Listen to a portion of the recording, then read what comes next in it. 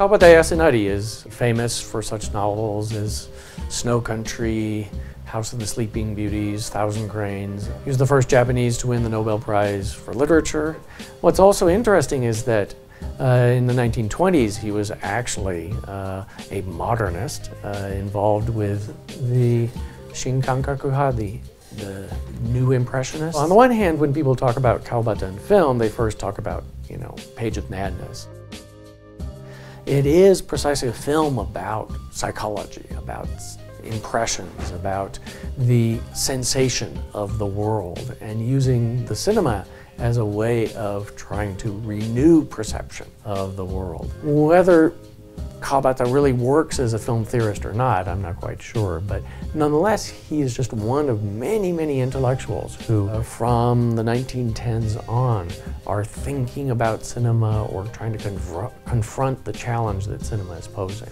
The person who's probably been the most influential writer on film in the last 30 years in Japan, that's Hasumi Shigehiko. He had this commitment to looking at films as films. That's what his major call was, that we should start looking at cinema again. All you people are not even looking at cinema. You're looking at reality, or you're looking at politics. You've stopped looking at cinema. He also taught cinema at the university, and several of his students have gone on to become some of the major filmmakers in Japan right now. And the best examples, of course, are Kurosawa Kiyoshi and Aoyama Shinji.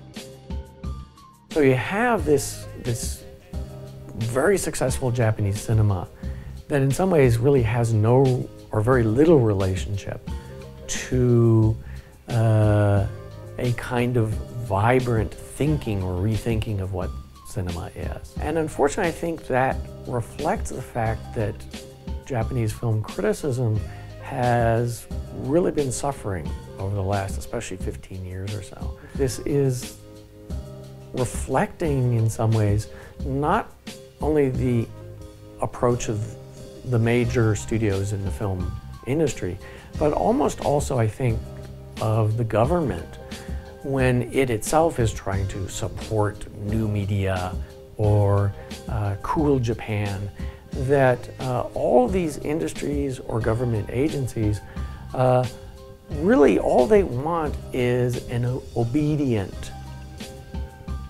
consumer, a spectator who will obediently go to the theater, spend their money, and obediently watch the film. It might be successful for a while, but spectators are never always that obedient. After a while, they're going to start getting tired of this. And unless there's a real critical, vibrant community of filmmakers and spectators that are not only watching films, but writing and thinking about them, it's not going to be easy to find the next cinema after that. So I'm worried a bit about what's going to happen to Japanese film.